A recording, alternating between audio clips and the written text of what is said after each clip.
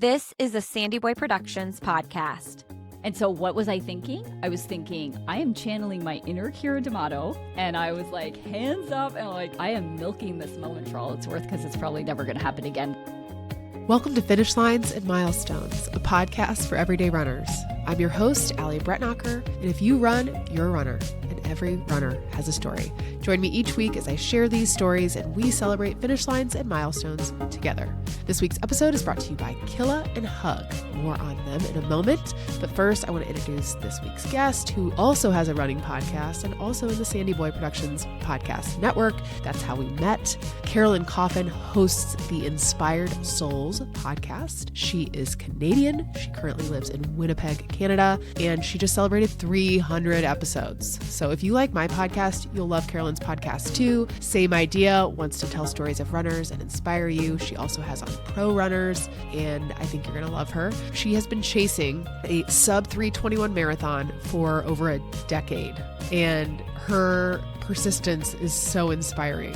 Keeps slipping through her fingers because COVID, Chicago was canceled. Then she ran Manitoba marathon, but got pulled off the course halfway through because of the heat. And then 2024 Chicago was going great until the bathroom messed it all up. So I know a lot of you will relate to these struggles, and she opens up about her first marathon and why then it took her 15 years to run another one. We also talk about her highlights, where at once she broke the tape at Rock and Roll Las Vegas, the 10K, and you guys know I love that race, so that was fun to talk about. And she is also a running coach now.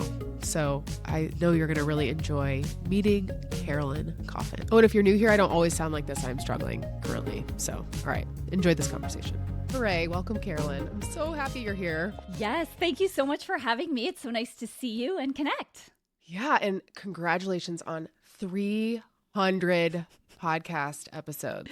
Thank you very much. Yes, I never know whether we celebrate these milestones or what, but it's kind of a big deal. So yeah. Oh my gosh. And not so much about the celebrating, but just almost like about the reflecting, like what have I learned, and what have, like, you know, there's just a lot of things that happen in 6 years almost of podcasting. So yeah.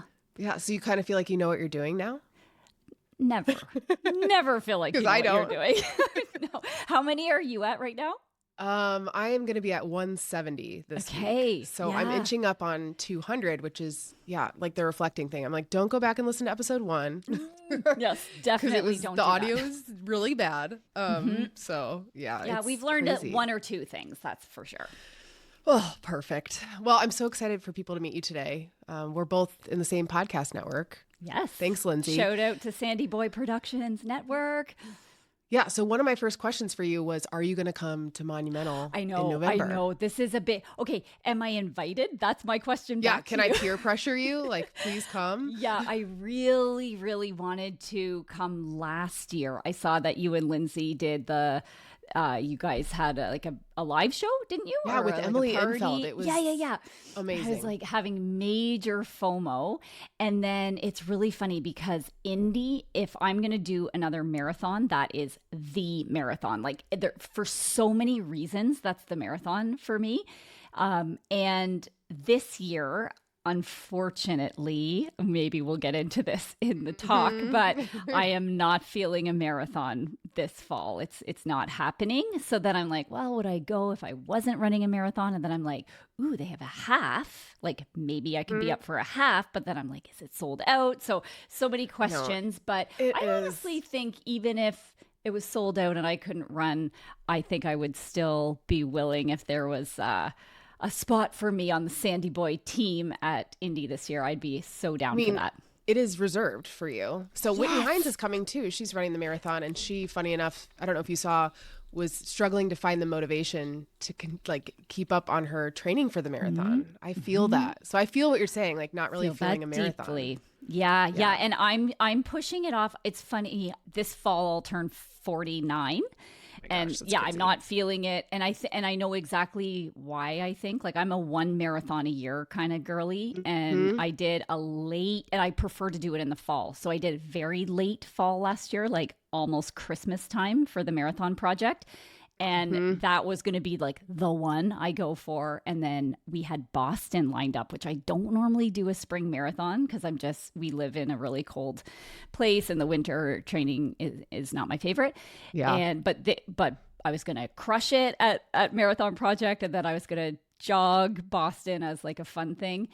And I didn't crush it at Marathon Project. So I didn't like really train super hard for Boston, but I still felt like I had to kind of train a lot, even just to jog it. I felt like I had to put in the training. Yeah. It was like 6 straight months of winter running, and I think I'm not recovered. This is August, middle of August, and I do not feel like I'm out of the hole that put me in. So as much as I would love to run a fall marathon this year, I don't think it's happening. So I've really broadened my horizons, and I'm looking at kind of a 15-month, like what am I going to do in the next 15 months to get me ready to run a marathon when I'm 50, which I turned 50 in October, and then Indy would be early November. So it's kind of still the perfect one. It would be a great celebration. That's for sure. So that's the long-term planning at the moment.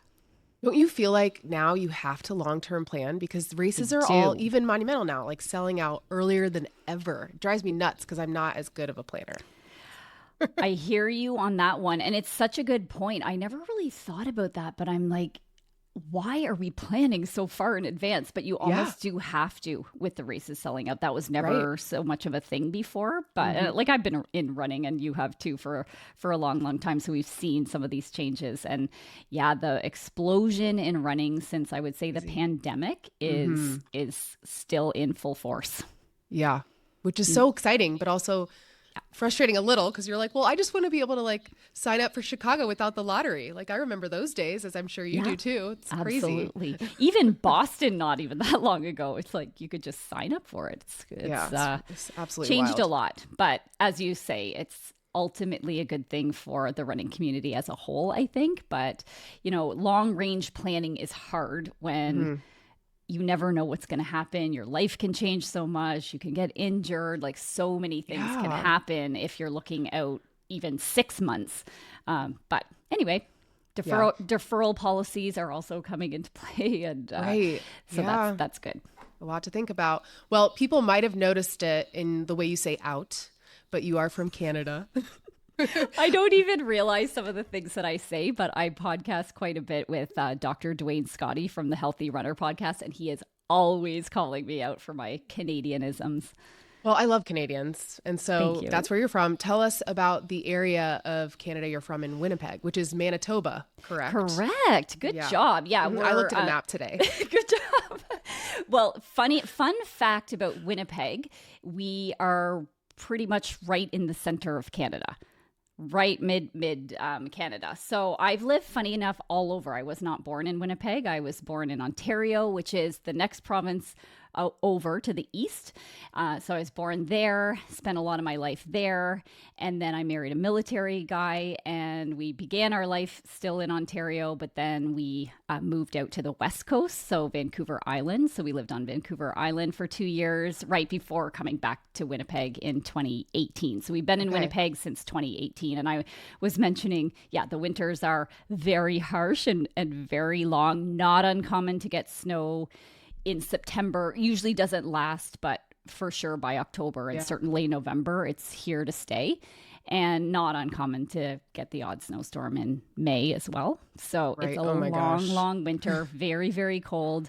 And the summers are very, very hot. So that surprises people. So the temperature swing, we do Celsius here, but it can be in the minus 40s. There was the first winter that we lived here in 2019, I guess, because we moved in the summer of 2018. We were the coldest place on earth one day. It was something with a wind chill of minus 50. Those days were nuts. Yeah. So but we do get very, very hot and humid in the summertime. So gosh, your wardrobe, your running wardrobe must be just like, for any weather. Yeah, and it's seriously takes like 15 minutes to get dressed to go for a winter run, and then you come home and it's like that entire outfit is in the washing machine type of thing. So it's quite a bit of laundry if you're going to commit to the outdoor running in the winter, which I do. I mean, there's you can't really avoid the treadmill if you want to do any sort of quality, like training for Boston last winter. If there was a workout, it's just unsafe to do outside, but outside. I love it. I love it. So I get out whenever I can for the easy runs and whatnot, but the quality stuff generally has to be done on the treadmill or indoors. Like, we are lucky enough to have access to a pretty world-class indoor track here, which is only about at the university. Really nice. Yeah, like a banked indoor track. It's quite good. Whoa. So we take advantage of that too in the wintertime. Yeah, absolutely. Tell us about what the running community and culture is like where you live in Winnipeg. Yeah, it is vibrant, I would say. I would definitely use that word. There are a lot of people, a lot of runners here. I mean, we're a population of about 750,000, so big, vibrant running community. It's a decent sized city, but it's also pretty compact. So, there's different running groups that'll meet up, and certainly out of the running stores around here, they've got group runs, and people just meet up on their own. So I would say that, that if you want to do, road running, if you want to do trail running, even track running, like I mentioned, there is a group for you. So it's pretty easy to get plugged into the running scene here. And that's, being a military family, that's something that we're pretty good at. Like, we'll just move to a new place, know nobody, and just hook in with the running community. And then, 6 months later, we have our best friends of our whole life type of thing. So we feel really lucky about that. Is there one club that you tend to run with, or are you more solo in your training? So I coach as well. And so I meet up with my clients whenever I can. And right now I'm coaching a group of women to break 140 in the half marathon this September. So it was a 12-week training plan that I put together with the owner of one of our running specialty stores here in town. So there's a lot of getting together around that. And so I would say, we would meet out of her store called Big Sky Run Co. And so that's probably my biggest built-in community at the moment. But it shifts. Like in the wintertime, then it's the indoor track groups. And so I really rarely have to run alone if I don't want to. That's kind of how it is here. It sounds like, Indianapolis, Indiana, where I am, is, we're a little over 1 million people. So I always say it's a small, big town, especially in the running community. So I think you could relate to that a lot, it sounds very much. Yeah, which is great. Okay, now I want to go back and find out how you found the sport of running. Oh, interesting question. So, tell us. I grew up, I would call it dabbling in running. So my dad was on the board of directors of the local YMCA in our very small hometown of Brockville, Ontario, like 20,000 people. And every spring they put on a road race, a 5-kilometer road race that he and my mom would like make my brothers and I do. And I hated it.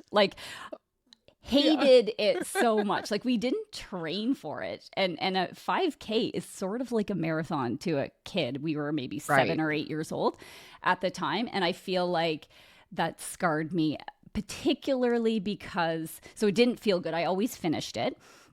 But there I had this older brother.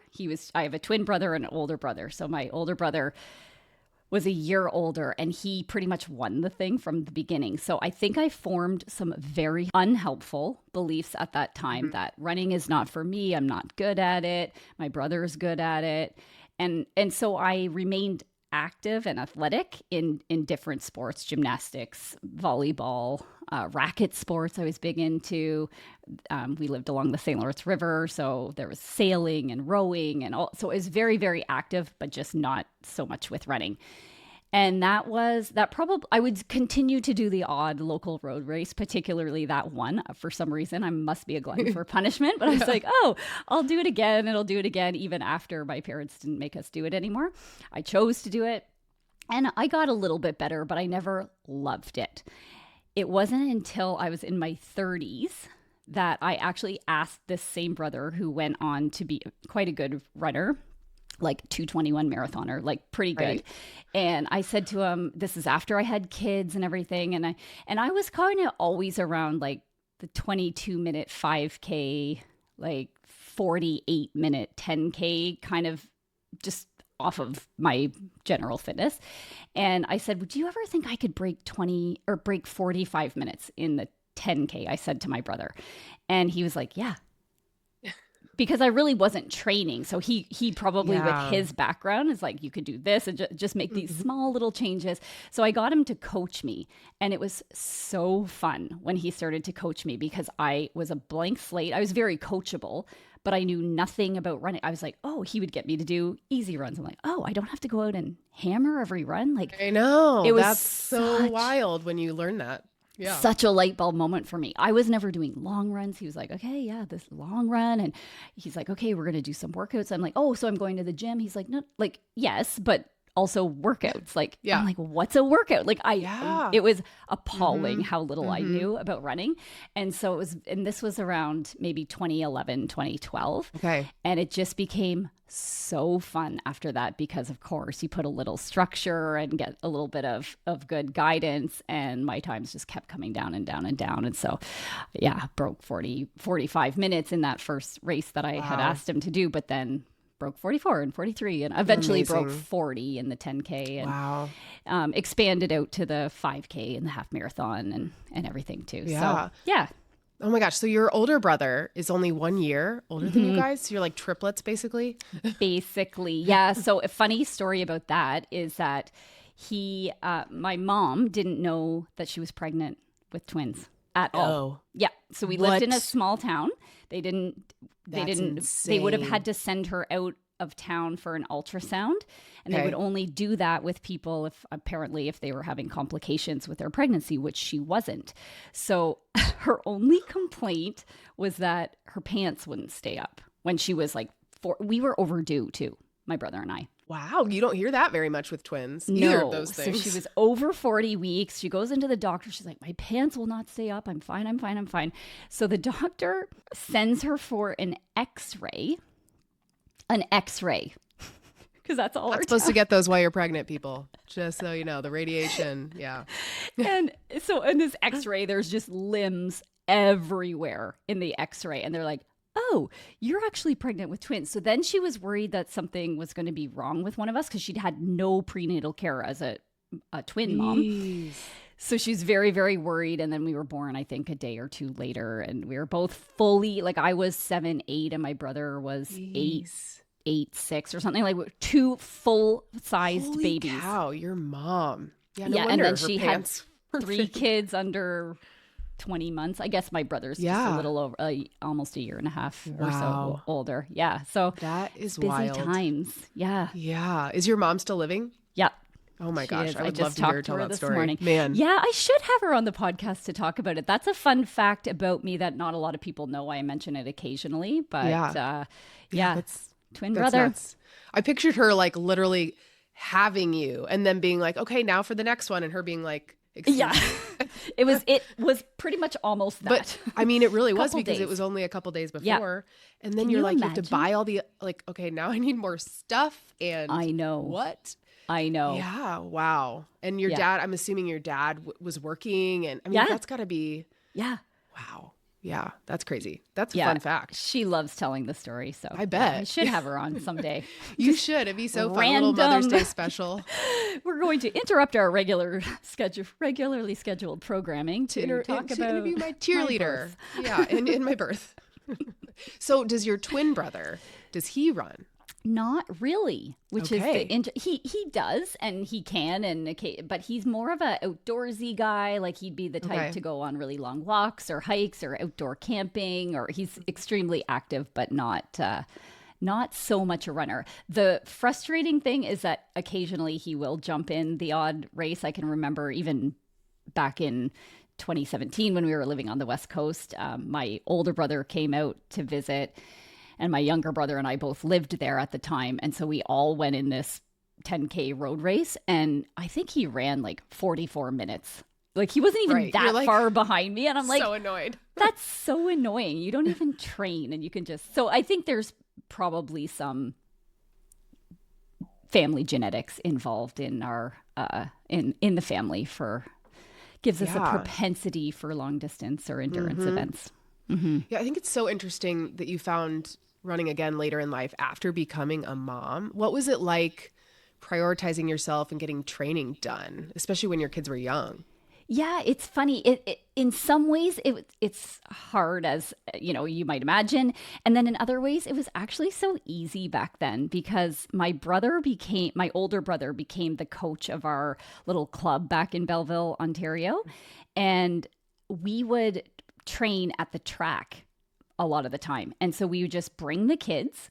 We'd bring a whole bunch of sand toys. We'd stick them in the long jump, triple jump pit and just let them like play around. And we're just running around. And the kids got very used to that. I had this other friend in the group. Her kids were the same ages approximately, and she would bring them. So to them, it was also a fun time. They got to play with their friends, be outside. My brother was kind of keeping an eye on them, as were we, obviously, but he was kind of doubling as the coach babysitter type of thing. And it was hard sometimes to get to those practices. Like that was its own little marathon in and of itself. But for the most part, once we got there, everybody was having the time of their life. Yeah. That's such a good idea. I'm sure there's got to be some clubs here that do that, but I don't know. Yeah, I would love to find that where you just you could hire a babysitter too and just everybody bring their kids, pile them all in the middle. Yep. Be like, don't come on the track. Yeah, track is, let's play the track is lava. Yes. Yeah. Oh my gosh. And then actually when we lived in Belleville too, my parents, where I grew up, was about an hour and a half away, and on the way to Ottawa, which is our nation's capital and where we would go to race a lot of the time. And so it was that also was a bit of the perfect marriage. My parents were far enough away that they couldn't babysit like for an hour here and there, but close enough that they could babysit for the weekend. Yeah, and that's nice. That was their preference. So they were like, okay, bring the kids, drop them off in Brockville. We'll look after them for the weekend while you go to Ottawa and race. Yeah. And then, so we just kind of dropped them off on the way, picked them up on the way back. And it, again, everybody was having the time of their life. Yeah. So it kind of, it's just every stage has its own different challenges. But I would say for the most part, it was pretty awesome. Yeah. And your husband runs some too, right? He does. Yeah. So he was in this club back in the day and he's still running. He's still running very well these days, like 2:36 in the marathon at 45. You guys are speedy, especially for 40. It's like that's fast, to the average person in general. And then you put the age into it and you're like, holy cow. Yeah. Yeah. So the kids have been around it a lot. Funny enough, a lot of us ask, are they runners? Have they picked it up? And it's like, not really. Yeah. How old are your kids? They're 16 and 18. They're both about to have birthdays, so almost 17 and 19. Okay. And that's okay. Honestly, that's more than fine with us. Like we've exposed them to running. They can, as I'm a testament, like you can pick it up later in life. I mean, I didn't like it. There. Yeah. Yeah. I didn't like it when I was young. Same. So we're just like, awesome. They're active in other ways. Like our daughter's into volleyball and our son is still doing a little bit of track here and there. So if they want to pick it up, they can pick it up later on. That's totally fine. What age in Canada do you go to university? 18, is it the same? Usually. Okay. Yeah. So like similar. Yeah. So our son just finished first year university. So I guess technically he was 17 when he went, because he's an October baby also. So yeah. Nice. Okay. And then tell us about your first ever marathon. Oh, gosh. The first ever marathon was a bit of a disaster.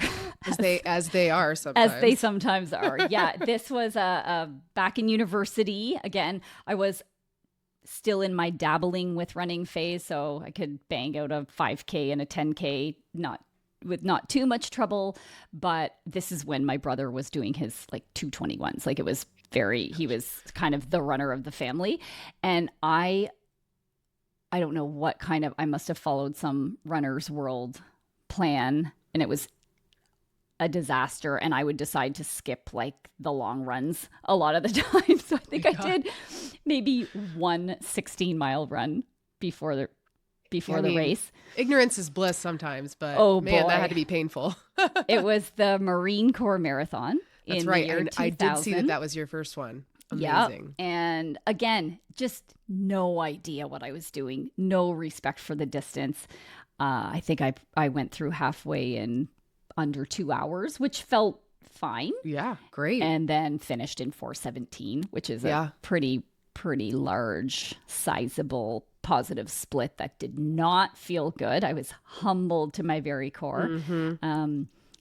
Further cemented the belief I'm not good at this. Like, I don't like this at all, and kind of shelved it for 15 years. 15 years in between. Wow. Mm-hmm. That is interesting. Well, and I'm sure people listening too who are like, I don't know, quote unquote, there's no such thing as a normal runner, but like have pace, they would like kill for a marathon time of 4:18, right? Yeah. And so it's just interesting that because your brother is so fast, you're just like, well, compared to him, it seems like, that's a huge difference. That was his first marathon as well. And he came 6th place or 4th place or something like that on the day. There is the 25th anniversary of it. So there was, they let in 25,000 people. Yeah, I was I probably just did the 50th. That's so funny. Yeah.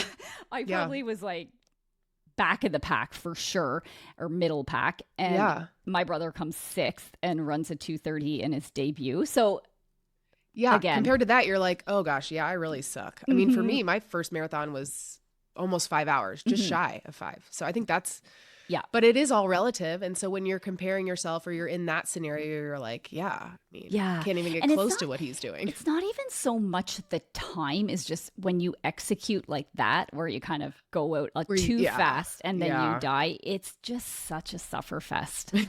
Yeah, right. Well, in Marine Corps, for people who don't know, it's in DC and it's a little hilly. I mean, it's not insane, but it's got some hills there. Well, in Winnipeg, by the way, or where you were at the time, you were on the west coast of Canada at the time? Well, we lived in Ontario at the time when I did Marine Corps. And is that hillier then? It's a little bit hillier. Okay. Yeah. So at least you had a little bit of that going in. Yeah. And actually, it's funny. I'm going to have to fact check this, but I think Marine Corps changed their course recently. So if you ran it recently, I think it's not what it was in 2000, because it was pretty flat. The whole thing was pretty flat. And there was just a little hill at the end to finish, which was like not even at really Iwo a hill. Jima, was it still that like Iwo Jima? Mm-hmm. Yeah. But it was very flat, I recall. So I think interesting. I remember my brother saying that they changed it, because that was on my short list. I was looking at like Indy and like for fall marathons. I was like, oh, maybe I'll go back to do Marine Corps, because that's where it all began, type of thing. Hey. And he said, well, it's not what it was in 2000. It's not somewhere you would go for a PR. Yeah. Like he's saying because of this course right, because change. of the change. Yeah, I'll have to. I'm curious what it used to be then.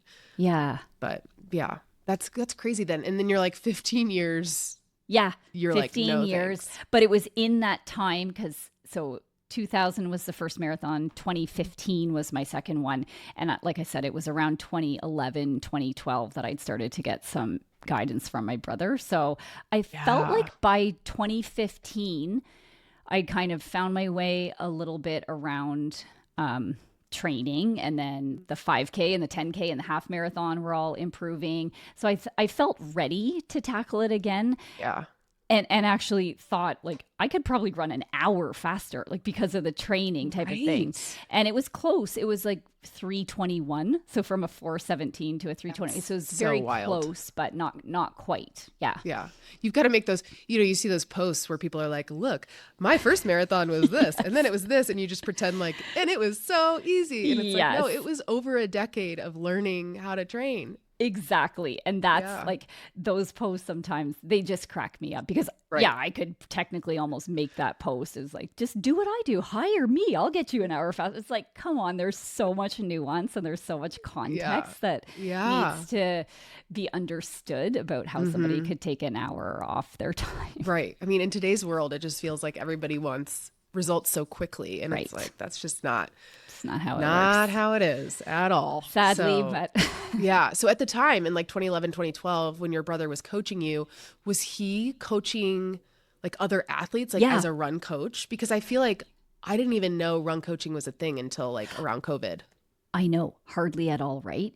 He was a run coach. He had some athletes. I was one of his athletes, and then I knew a lot of people in that local area, and then he moved to that local area. So I kind of said, "Hey, like you're coaching me. I have all these people. Like, do you want to start a run club?" And that's kind of how it happened. So then he started coaching the whole run club, and there was all kinds of ages and abilities and everything in the run club. He's a very good running coach, and he's now the coach of a community college cross country team. That's cool. Mm-hmm. Nice. Yeah. Okay. And who do you coach with today? Who's your coach? Yeah. So I am coaching with, or I've taken a little pause because of some of the stuff that I'm dealing with, but my coach is a Canadian Olympian in the marathon 2 times in 2012 and 2016. His name's Reed Coolset. Okay. So like a 210 guy from back in the day. Yeah. Phenomenal coach as well. Yeah. Oh, that's nice. And where does he live in Canada? He lives in Hamilton, Ontario, which is actually where I went to school for my first degree in kinesiology was at McMaster University in Hamilton. So, but I didn't meet him there. He just happens to live there. It's so funny. He lives on the street that I lived on when I was in second, third, and fourth that is year. really funny. Like just random. Small world. Yeah. And so at what point did you become a coach? I mean, because you have that background, right? Kinesiology. Yes. And what got you interested in that too? Yeah, that's actually a funny story. So I did educational background in kinesiology from McMaster, and then I went straight. You tell people what that is in case they don't know. Yeah, it's just I always explain it as the study of the human body. Yeah, pretty much. Yeah, so a good stepping stone. A lot of my classmates went on to do occupational therapy, physiotherapy, became a teacher, something like that. So I went on to do physiotherapy at Queen's University directly after.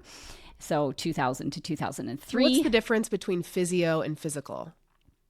Nothing. Is it the same? Nothing. Oh, is it just a different word? It's just that we say, it's another one of my Canadianisms. We say physiotherapy in Canada. I think the UK says that. Australia. Interesting. I didn't know that. I feel dumb, but also, I don't know. No. There's all kinds of different things. So no, it's exactly the same. And it's funny. Gotcha. I did one of my placements, my physio placements, I did down in DC because I had a cousin who worked at the Veterans Hospital in Washington, DC, and she lived in Arlington. So I went down there, lived with her, worked at the hospital there.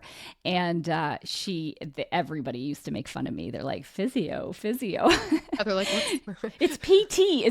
And I'm like, at least it's still PT. Yeah. In PT, like in Canada, a PT could be like a personal trainer, but it could be a physiotherapist. So I'm like, okay, we say physio, but yeah. So nothing. Funny. There's no difference. Well, now I know. Yeah. Fun fact. Okay, so you studied that. Did you become a coach while you were studying that? No. So I had that educational background. I worked as a physio till about 2013, I think. Okay. And then that's when our military life started to take us here and there and everywhere. We had a bit of stability. Like the first 12 years of my husband's career, we were stationed in the same spot. We had our kids there. That was highly unusual. Yeah. And we knew that after 2013, there was a very high likelihood that we would just get moved. Right. And so I thought, that's going to be a real drag when I'm, trying to build a practice, live there for 2 years, build the practice, move again, that type of thing. So at that time, I was really getting a little bit more interested in kind of preventative health stuff. So I became a health coach at the time. So more like preventing, like I worked in clinics and hospitals a lot in my career as a physio. And I would, especially in the hospital, was just always appalled. Like people have the longest past medical history, diabetes, heart disease, high blood pressure, mobility problems, obesity, all the things. And I was like, all of these things are preventable with diet and lifestyle practices. And so that's really what the health coaching credential that I took was in, is like, people know this, but there's a real difference between knowing it and doing it, figuring out how to do it and execute it. Yeah. So the health coach's role is more like really helping people implement on some of the things that they already know they should be doing or shouldn't be doing, or whatever. So there's a lot of psychology, which I found kind of fascinating, like habit formation, and even personally, right? Like sometimes I'm just Right. like, how many times a day do I pick up my phone? Like that's just a habit, right? I And know. it can Tell be me about it. changed. And some of the tools that I learned in that health coaching course are really applicable there. Yeah. So I wanted a business that I could do from anywhere, right? As we started to do all of this moving around. And so that came in very handy. I transitioned fully to become a health coach. And so I would have, I was doing that for years and years, and I would have these clients come to me. There'd be this one camp over here that was like, I want to drop 50 pounds. You know, I don't feel good. I've got diabetes, heart disease, whatever. And then I'd get this other group of people that were like, can you help me take 30 seconds off my 5K? Whenever I would go to make a social media post, I'm like, who am I even talking to? Like, these are very different groups of people. Right. Right. And so around 2020, I had to kind of make a choice. I was like, it's too confusing. Like I have to just pick a lane here. And I was like, I really love working with athletes. And so that's when I got credentialed in health or run coaching at that time, and sort of went fully down the run coaching road. And what's interesting is that I didn't just forget everything I knew about health coaching or physiotherapy the second I became a running coach. It still very much comes into play with the people that I work with for running. So it's kind of like the perfect little marriage. It really is. I mean, because certainly not every run coach is going to have that wealth of knowledge too. No, exactly. Yeah, so I love what I do now. And then the podcasting piece also started in 2020. So my whole entire personality and identity became running as of 2020. Same. So you're in good company. So, okay, and forgive me, I should know this. What is the name of your coaching business? Is it also Inspired Souls, or is it Carolyn Coffin? It's all under. It used to be Carolyn Coffin Coaching, and then I actually just earlier this year put it all under the same umbrella. Yeah, I'm struggling with that same thing of like all these things I'm doing. And it's like, okay, it just needs to be one thing. Yes, and that's why the Inspired Souls, like that name, is just so perfect. Like it can be the podcast, but it can be the run coaching, and it's, as well. Yeah, it makes perfect sense. Yeah, and for anybody who isn't smart, Souls is spelled like the shoe, you know? Yes. It's so cute. It's fun when the light bulb goes off for people about that one. Like, oh yeah. Yeah. So with Inspired Souls and the podcast side of it, 300 episodes now. So yeah, it's been 6 years that you've been doing this. What got you to start and like do the first episode? Yeah, well, it was meeting my co-host. So for the first 200 episodes, I had a co-host. Her name is Kim Sankey. When we moved to Winnipeg, so 2018, I got introduced to her through a mutual friend. It was actually my sister-in-law. She said to us both, like, do you know the other one type of thing? Like, we had so many similarities. She was a military spouse. Her husband was in the Air Force. They live in Winnipeg, but prior to that, they lived on the West Coast on Vancouver Island, same city as us. We're runners, just so many things. And I'm like, no, I don't know her, but I'd love to know her. So we got set up on a coffee date by this mutual friend of ours. And what actually was happening is she wanted to hire me to work at the physio clinic that she worked at.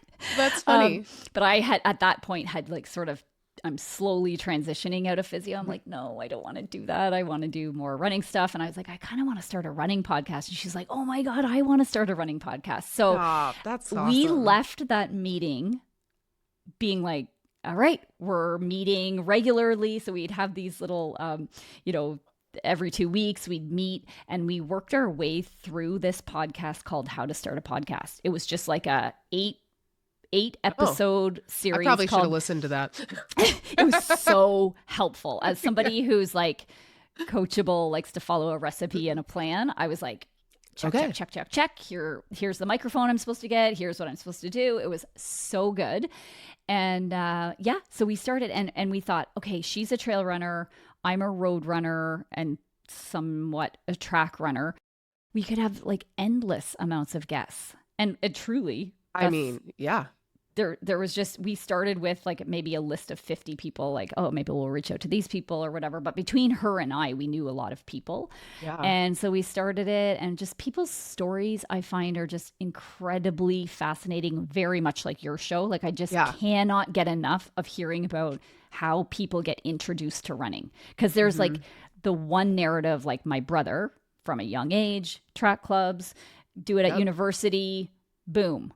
you're almost an Olympian.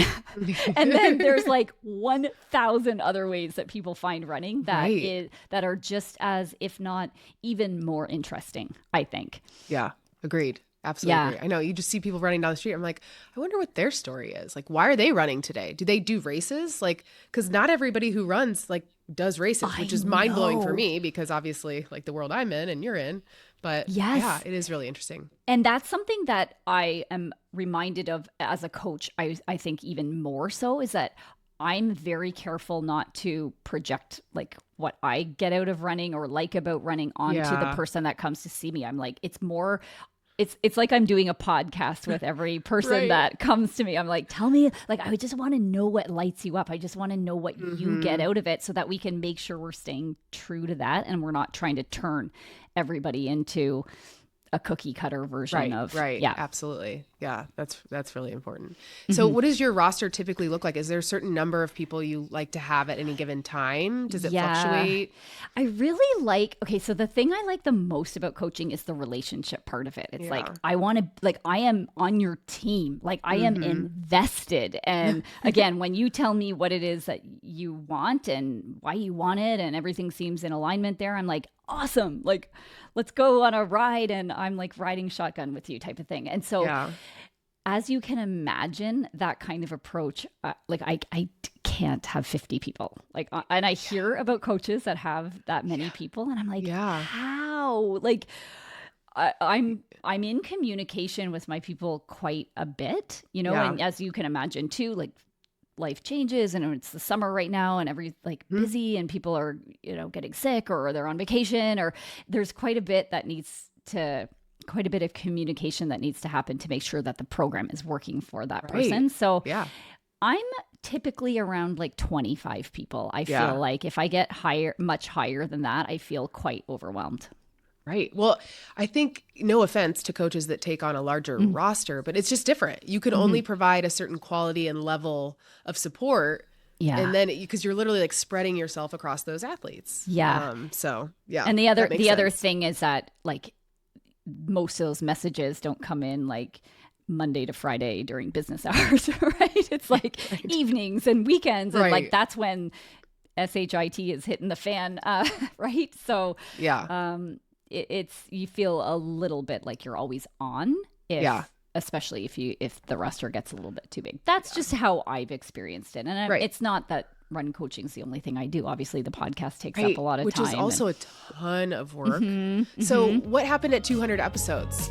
Quick break in the show to tell you about our sponsors. The first is Kila, K-I-L-A. They are the first company making custom insoles using super shoe foams. If you are someone who has been wearing insoles or been recommended insoles, this is for you. This is the upgrade, not the entry point. They are flexible, lightweight, insanely comfortable, and you can get them and order them from the comfort of your own home simply by scanning your feet with your iPhone. It takes a handful of minutes, and I put mine in my everyday trainers. They feel great. So the best part too is there's no clinic markup or no clinic visit required. They are full custom inserts at a fraction of the cost when you order directly on their site, which is Kila, K-I-L-A run.com, kilarun.com, and you can use code ALLYB, A-L-L-Y-B, for $50 off of your first order. That's kilarun.com. Use code ALLYB. And for any Canadians listening, good news, they ship to you as well. Thank you, Kila, for supporting this podcast. This episode is also brought to you by Huug, and this one is for the ladies who are in the US. They are the makers of the first dryer-safe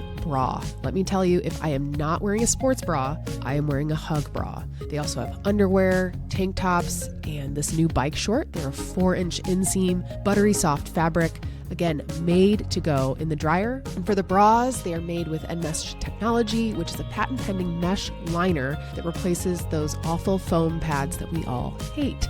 No shifting, yellowing, or bacteria. Of course, they are sweat-wicking, and they are made with PFAS-free and BPA-free materials. There's a new color dropping soon that you don't want to miss. I'm so excited to show you, so stay tuned for that. You can visit Huug.com, HUUG.com, and use code ALLYB, ALLYB, for 15% off of your order. And that is combinable with buy 3, get 1 free offer on their website.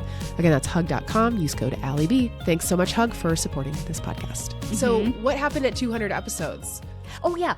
it became difficult because my co-host was like I said, she's running trail and ultra marathons. She was a single mom. I think she had 2 or 3 jobs. Wow. And like she had Monday night to record, and by 200 episodes there was quite a few like professional runners and people that we were interviewing, and they're like, we'd offer them the Monday night and they're like, do you have anything in the day? Right. And I'd be like, no. And so it, from a scheduling point of view, it just became a little bit challenging. And actually I prefer the day too, like just with the way that my life is, I sort of have my set little business hours, and the kids would be at school, and it was just easier for me then.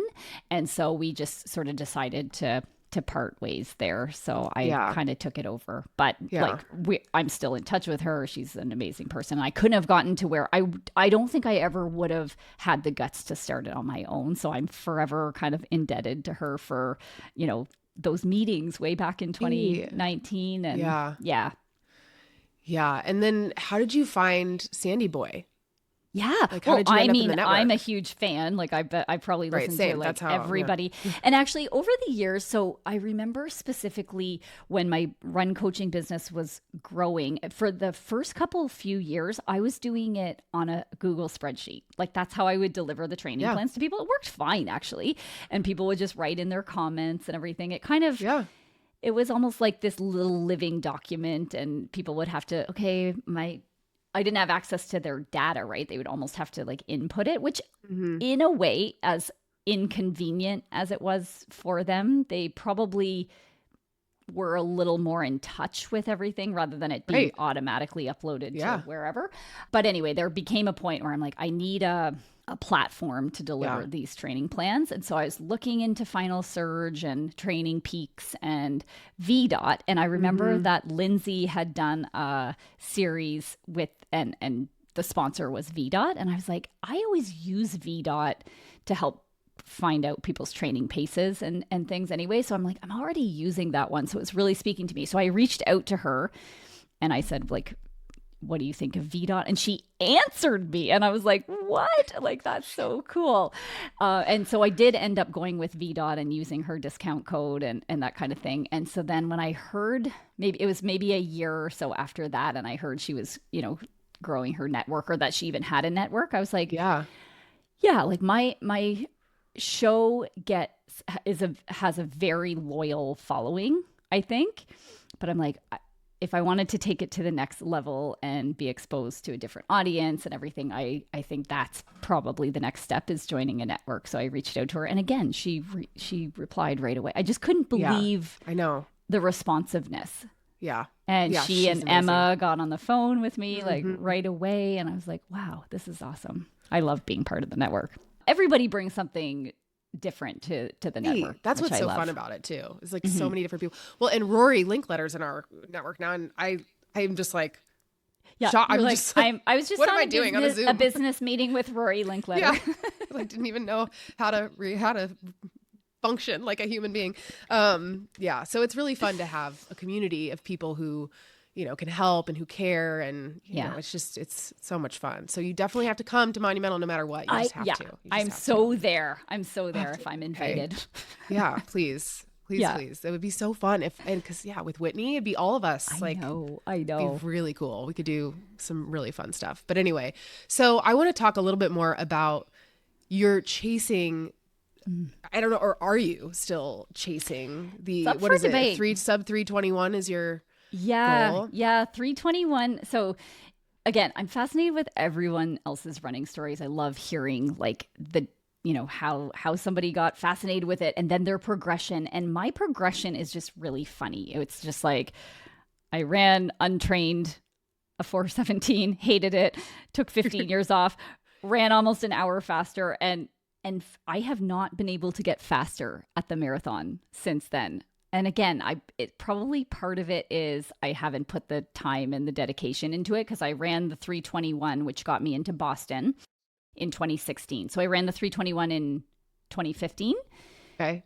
Ran Boston in 2016. Where did you where was the one? Vermont City Marathon. Vermont City. Okay. Yes. Yeah. Which is that in Vermont? That sounds like a Burlington. Dumb question, but no, okay, Burlington, Vermont. Yeah. Okay. It was gorgeous. Like, great race. Yeah. Highly recommend. I actually, fun fact, was the first leg of a family relay team. So in my marathon, like I ran the first leg and then passed off to somebody like my sister-in-law, and then she passed off to my husband, who passed off to my brother. And anyway, that mustn't have been the order, because my brother actually did 2 different legs and ended up catching me at the end of my marathon and ran with me for a little bit of that when I was in the pain cave. Yeah. Okay. So you are all running the full marathon distance, but Yes. operating as a team within A team of 5. That's really interesting. Cool. Yeah. Yeah. So that was 2015 Vermont City Marathon. Great race. Got me into Boston, ran Boston, and thought that this trajectory would carry on. No respect for the Boston Marathon. It was like I was a beginner all over again. Thought I could run like 3:15 that day, and just crashed and burned and ran a 3:35. And then kind of said, no, maybe the marathon really isn't for me, and took quite a bit of time off. That was when we moved out to the West Coast in 2016. And out there, I would say most people that we knew out there were into like shorter distance road races. And there was this really fun series that it was a series of 8 races over the winter, because those winters are very mild on the West Coast. Not like here, like very, very cold here. It was very moderate. And so their big racing season was from January to March, early April. And there was 8 races every other week all through the winter that you participated like for yourself, but also for your club against other clubs and stuff. And it was so fun. So I kind of went back to the shorter distances then, and didn't really start getting enamored with the idea of another marathon till about 2020, when I turned 42. And I thought, 42 at 42, because again, Canadian. So that's the distance of the marathon. I was like, if I ran another marathon while I'm 42. So that's when I started, could I run a marathon, my best marathon ever at my age, at 42. Yeah. And so that has probably captured my attention fully since then, since 2020. And it's been lots of swings and lots of misses for all different reasons. Some not, I would say, not my fault, like the pandemic, for starters. Right. I know I had that on my list. It's like Chicago in parentheses, COVID. Yeah. Ooh, yeah. Yeah. So that was the one. And I hired a coach, and I felt like I trained really well. I felt like I was fit, and Chicago was hanging on. Like, I don't know if you remember in the pandemic in March, like they canceled Boston, and all of them started dropping, London. And then, Chicago was like, nope, we're still happening, because it wasn't until October. Right, I think we were all in denial. All in denial. And so I was like, okay, well, I'll just keep training. Right. I felt fit, so you could go through the whole training. And then it was at the very end, and they're like, actually, no. And so then our local race, which is normally in June, so it had gotten canceled, they changed to the day that Chicago was supposed to be. And they said, well, we're going to do it that day. And I was like, oh, well, this is perfect. I'll just keep training. It won't be Chicago, but it'll even be easier because it's right here. Yeah. And then at the very last second, they canceled. And so in order to have gotten into Chicago, because I didn't have a qualifier, because I hadn't run a marathon for years, I got in through Catherine Switzer's 261 Fearless charity. I've had a guest that ran for them. Yeah. All this money to run the 2020 Chicago Marathon. So I thought, there's just absolutely no way I would have done it as a virtual. I just would have been like, no. I admire and respect people that can do a virtual marathon and have goals and have like, no. I was just like, I would never do this in a million years, but all these people donated, and I feel like I should. Yeah. So I set out myself with my husband on the bike that day, not changing my goals. Like, I'm not sure what I was thinking, but I'm like, I'm still just hopeful. It's like that wishful thinking for sure. You're like, well, yeah, sure. Crashed and burned, DNF'd at 20 miles. And I was like, oh my gosh. Felt so bad about it. Went out 2 weeks later, jogged it in, I think, 3:39 or something like that. But this is all pandemic. Then, as you know, nothing really happened for a while then. Right. Until 2022. So 2022, got back on the horse, enrolled the coach again. Okay, let's go. and felt super, super fit. Trained for the Manitoba Marathon, which is our local race here in June. Training went amazing. I was so excited, felt so fit. And we're looking at the weather forecast the week of to help inform the choices on race day. And it was just getting hotter and hotter. And remember I said, like, it gets very cold here in the winter. It gets very hot in the summer. Yeah. So again, I only know Celsius, but it was mid 30 degrees Celsius. So this is over 100 degrees early in the week. And it just kept getting hotter and hotter and hotter, that it was going to be mid 40 degrees Celsius. I don't even know what that is in Fahrenheit. It's hot. like 115 degrees or something. That's just wild. Yeah. During the race. And I was watching all these videos from the 2019 World Championship Marathon in Doha, where they started, where it was going to be super hot too. They started it at midnight. And I was like, how much did this heat slow down like the Olympic level women? Yeah. 15 to 20 minutes. And so you can really extrapolate, and it would actually probably be even more for a normal. me. Yeah. So I set out, I did think I was fit to do a sub 320 that day, but I paced it off of a 330, 335. And I was feeling amazing at halfway when they just pulled everybody off the course and said, the race is over. It's too hot. Carolyn. Like, oh no. And then, but yet by then it's June. That race always happens on Father's Day. There's nothing I can pivot to the next week. Like the season is done. It's over. Yeah. So I pulled back and did some track and whatnot through the summer and refocused on CIM that year. Yeah. So that fall I turned 45. So now my little project at 42. Now I'm 45. Yeah. And hey, wait, pause for a second before, because I want to talk about the Manitoba. Like, what was that like how did they pull you off the course? How did you react? Like, did you just start crying? I mean, I just don't even know in that moment. They physically blocked us at I was coming up to the halfway mark that was turning onto one of our big highways that was closed down.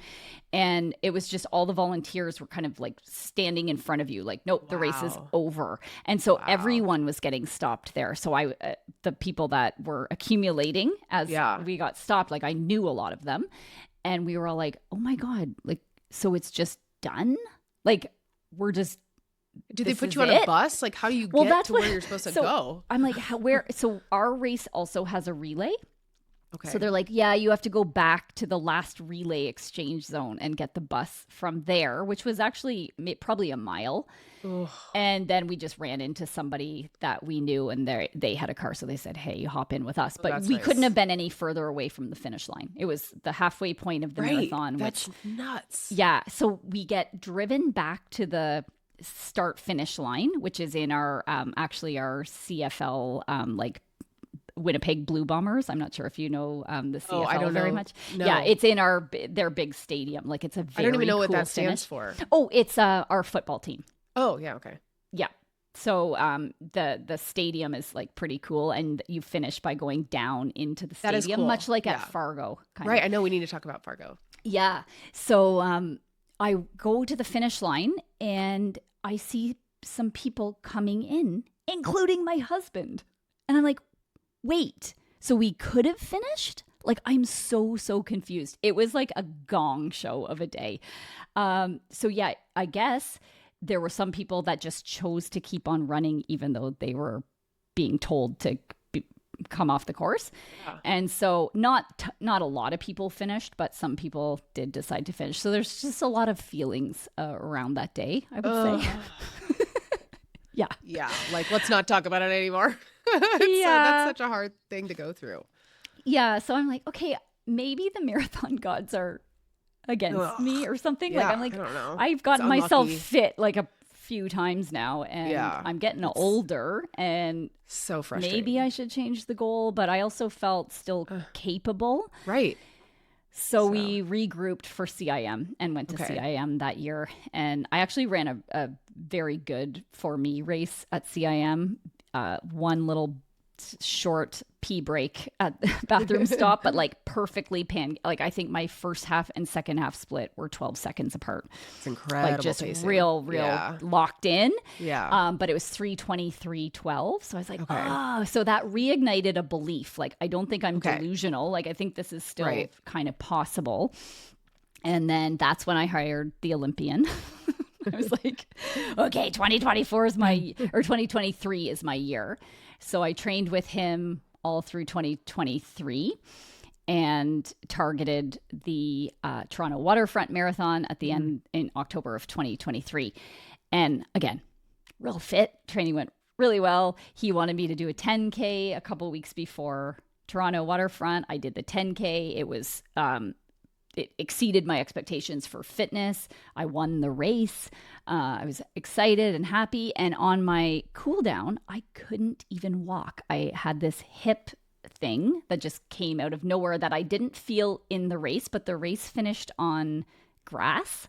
And I think probably that finishing kick on grass, it just tweaked my hip somehow. And I was like, oh no, what is this? Just couldn't even hardly walk for those 2 weeks. And I was like, oh no. Like, and so I wanted to rule out that it was like a fracture of any kind. So I had it imaged, and the doctor was like, I don't think it's a fracture. Cause I wouldn't have started Toronto Waterfront if it was, cause I'm not here to, like, I like to be a bit of a role model for like training smart and, like, I know it's hard. You're also a human, but you're like, I don't want to show the example that's like, it doesn't matter if you're injured, just push on through. Yeah. So when it was ruled out, I don't think it's a fracture. I was like, okay, I'll start. I'll see what happens. But it hadn't been going well. So I did end up having to pull out of that one around 17 miles or something. Yeah. So it's like, oh. And so then it was like rehab and run walking for most of the rest of 2023 and the beginning of 2024. I came back really smart. I thought, like, did a whole season of pacing other people who are a little bit slower than I am. So like just kind of eased into it. Okay. Yeah. Check. Green lights, everything. And then I targeted Chicago of 2024. Training went great. Like, this is such a repetitive story, but training went so super, super great. I felt very fit, and I've never run a better race than that. Everything just felt easy. Do you know Jeff Cunningham? Yes. Okay. Jeff I know who he is. Yeah. He had released this episode with Peter Bromka shortly I just before. listened to your episode with Peter, or I'm halfway through it, I should say. Okay. Yeah. And Jeff was just talking about like how to pace, and like the marathon gods will rain down on you with the fury of 1,000 fire-breathing dragons if you go out too fast and everything. So I just had him in my head, and I was like, oh my God, this feels so easy. This feels so easy. Like 18 miles felt so easy. 19, I'm like, oh my God, I cannot wait to get to 20 miles and just unleash, because I feel so good. And then all of a sudden I had like this bathroom emergency that if I had been able to find a porta potty, I would have gone in there. I would have gotten out of there like 1 minute later, and it would have been fine. I could not find a freaking bathroom to save my life for 4 kilometers. 2.5 miles of running, like, oh my God, just scanning for a bathroom. Contemplating, the worst feeling. Like, what about that alleyway? Like, what if I just like, squatted 100%. at the side of the, oh my God. Oh my God. Awful. And then by the time I found one, it was like not a 1 minute stop anymore. So you can read between the lines here. So anyway, and then, so that was a good like 3 minutes. And I ended up finishing in 3:24:11. It's so sad. I hate it. I hate it for you. It's so annoying. That would have been a 3:21 day. And this Yeah. whole thing would have been over. So again, I don't know if I should keep trying for this, because it seems so doable. But all the stars have to align in every way to make it happen. And that's actually part of I think it's part of what pulls us back into marathon running in a way. It's like there's so many pieces of the puzzle to get right, and they all have to kind of come together, not perfectly, but like for the most part, most of the major ones have to be working in your favor on race day. And some of it you can control and some of it you can't. And it's quite fun and frustrating all at the same time. Miserable and magical, the Taylor Swift lyric that just always remind me of running. I'm like, that's exactly how I describe the marathon. It is like miserable, but when it's magic, it's just like the most magic. When it can happen in the right way. In 2022, you did Fargo. Did you run the half marathon there? Yeah, so I actually didn't. So that was the year that I had started working at one of our local running stores, and I was coaching a whole bunch of people, and it was kind of that first out of the pandemic race. And so I actually went there in more of a coaching capacity that year, and I was running all over the course, cheering on all the people that I had trained for that. That's cool. Did you run? So you ran the marathon? No, I didn't run anything. Nope, not in 2022. I was there just cheering. Just cheering. So you cheered for me and you didn't even know. I didn't even know. I wish I knew. That's so funny. I was like, wow, I was there in 2022. That's the year I did the half there. You did the half. Okay. And then you've also done the Rock and Roll Vegas. Yeah. So I was there in 2022 also. Get out. Did you do the half? Yeah. Okay. That was so much fun. My husband and I did that. My brother, actually, the runner brother that I have, he paced me, and we did the 10K that year. And that was still COVID-y, right? Do you remember how the start was? They let off like 5 people at a time or something. Yeah. So I actually won the 10K because nobody does the 10K. I didn't know this. Like, I love the 10K and the 5K probably even more. Like, those are my real like sweet spot.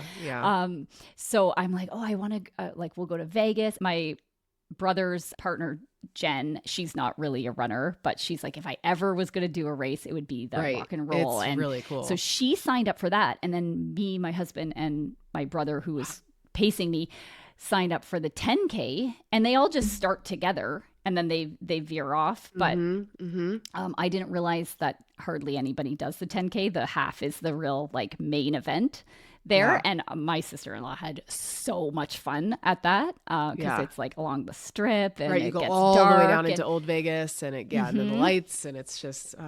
But my brother was pacing me, which I really like, because when I have someone I trust with me getting the because most of the time when I race, I'm like, I get a lot of satisfaction out of a very well executed race, leaving it all out there. So like a little negative split, getting faster at the end, pouring it all out. So I said, I can pace myself for the first bit, but like I need you at the end to make sure I don't give up on myself, type of thing. So he was a rock star. We did a whole episode about him as my pacer on that race. But we come around, like, I don't know if you remember how the 10K finished, but you're coming down the strip and you just pretty much do like a 180 and up the other side. It's like that Japanese U-turn. Like, and you do one at the beginning too. I wish I knew about that. Yes. Yes. And the finish line kind of just comes up on you. Like, you round this little bend and like, there it is. Well, for the 10K, for the half, it's like forever. Yeah. And we round the bend and there's like a tape, they're holding out a tape, and I'm like, what is this? Like, what is happening? Like, it still didn't occur to me that I won it. So cool. And so that's the one and only like tape that I'll probably ever break in my whole life. Just like, how cool is it that you can say you broke it, and that is not a small race. I don't care if you think that not everybody did it. It's still a huge production, and Rock and Roll is a very large, well-known brand of race series. What did you get for winning? Did they have a cash prize? No. Okay. There was nothing. I didn't get anything. But they gave me the tape. So I like went out that night, like with the tape I would wrapped wear around it. my... Oh, yeah. Did you actually do that? Yes. I love you. That is... Yep. It was so You're my fun. kind of people, Carolyn. I mean, I knew you were, but like that just levels it up, because my dad and I do that race together. It's kind of like he loves Vegas. And so his cousin and his cousin's kids come out. We all do it. And so we always wear our medals after and go to the craps tables. And people are always like, they don't even know what it is or like what running, like they're just so confused by the medal, but it's so fun to wear. So I love that you wore the tape. I totally did, because I'm like, I know enough about running. Like, I follow professional running. I interview like Olympians and stuff on my podcast. I'm like, this is not a good time for a 10K, and somehow I won. And I'm like, I am owning the heck out of this, you know? Oh, yeah. So it was cool. Very funny. Did you still have the tape? I still have the tape. It's I was like, why isn't it right behind you on the wall? It's right over there. Yeah. That's so fun. That's really cool. So you didn't even get like a cool, like a plate or like a cup? No, I didn't. No, but What it's in okay. the actual world? No, that's The good people did the half marathon. That's what it was. Stop I it. won it in like 42 minutes. Like it wasn't even that fast. But Whatever. For me and my normal self, I'm like, geez, that's fast. And that's so cool that you won. Wow.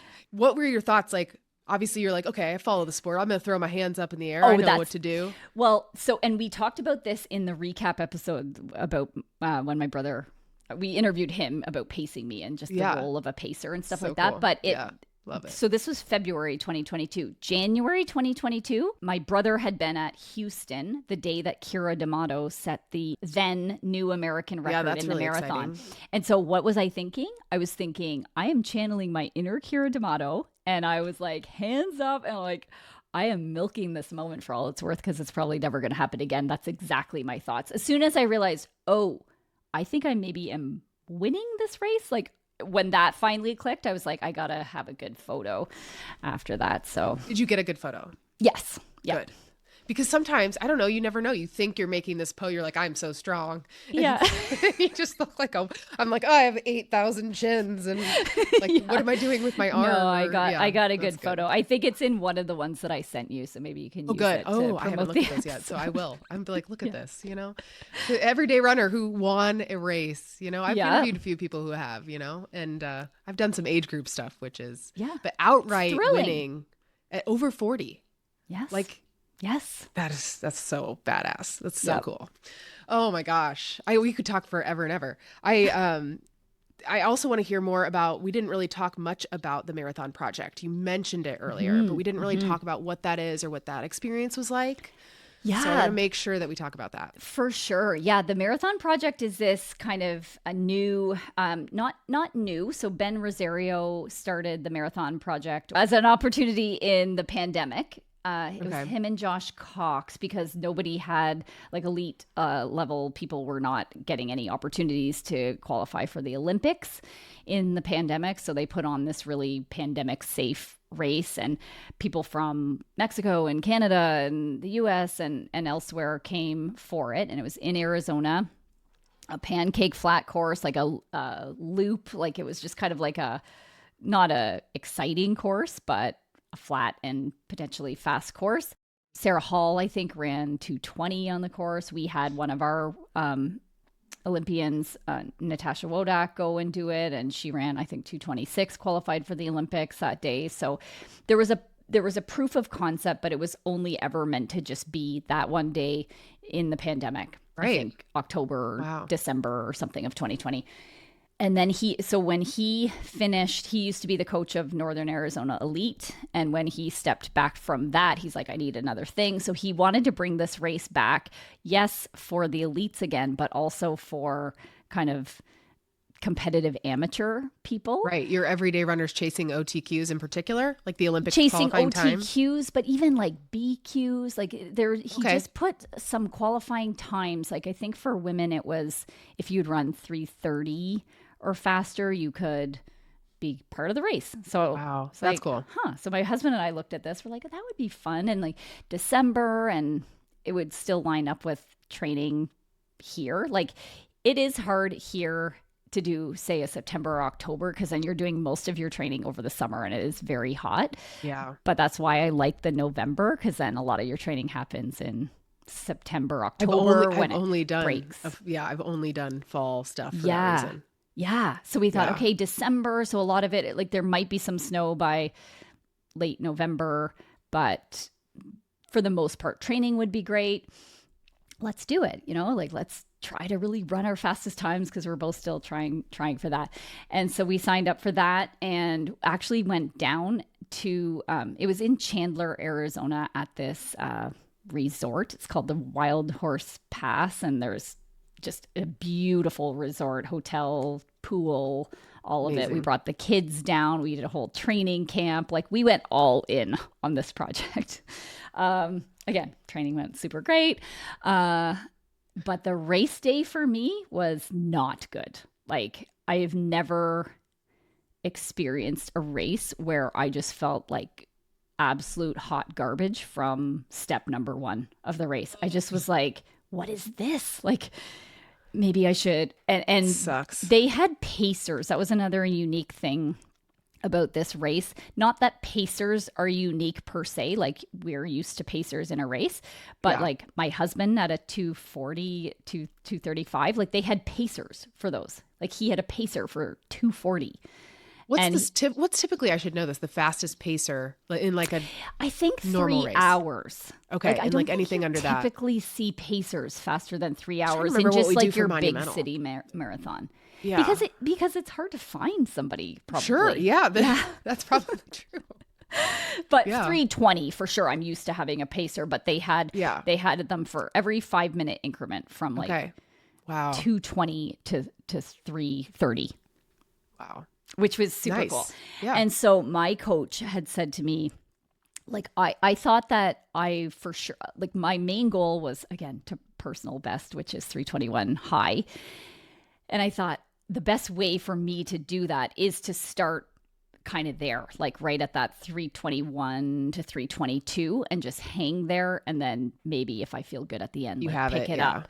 But there wasn't going to be a pacer for that. And he's like, I think you're better to run with a pacer. I said, do you think I should go kind of between the 320 and the 325? And he's like, psychologically, that's hard to feel like you're in the group, but you're not really in the group. Yeah. It's easier to run with other people. And that all makes a lot of sense to me. So and plus I felt actually fitter than 320. Like I had just run a 134 half. Like everything was kind of pointing to like 317, 318. So I thought even the 320 should feel pretty relaxed till at least halfway. Until it doesn't. Yeah, until it doesn't. Like I'm not that delusional. I know there's going to be a point where it's hard, but I just want that point to be appropriate.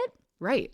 And no, it just felt so hard from the very start. And I'm like, but he said it's easier to run with the group. And I'm like, because part of me was like, maybe I'll feel better if I just back off like 5 seconds a mile or something like that. Like when you're on those edges, it can just be a little bit of a back off can make a big difference.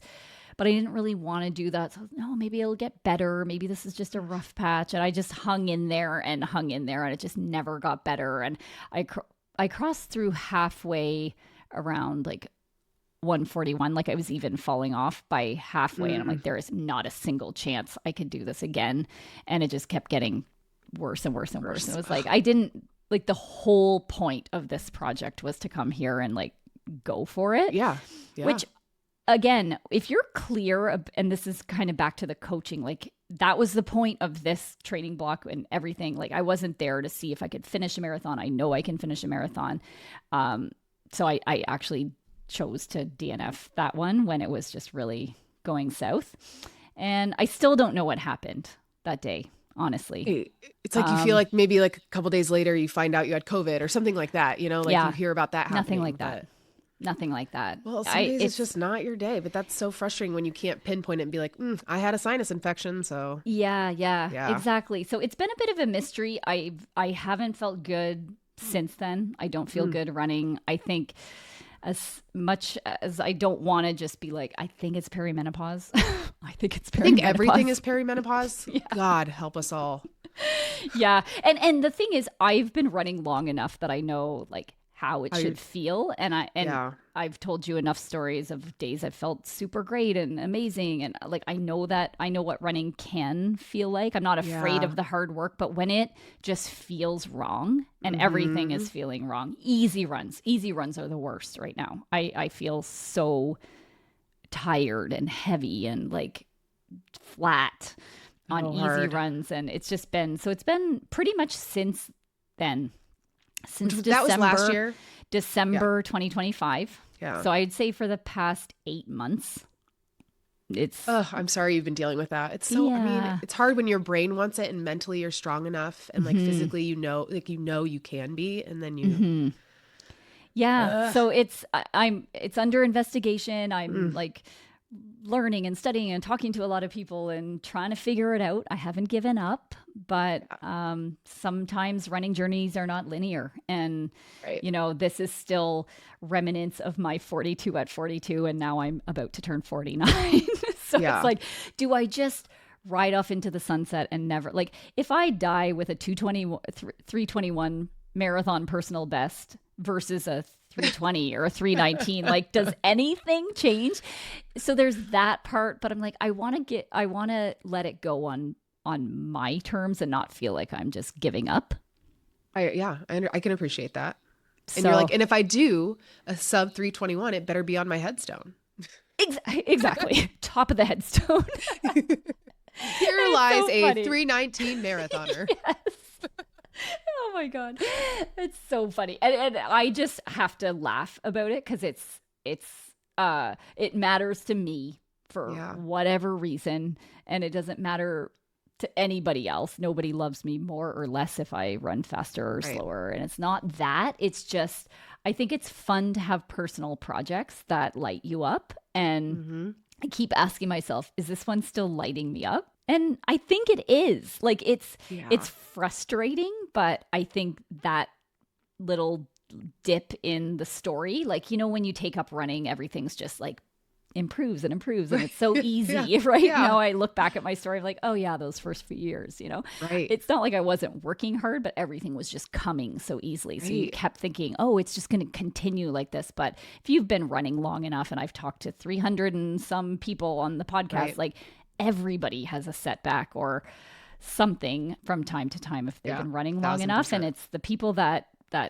stay in it and figure it out and learn and can never think that they've figured it all out. I just never will think that.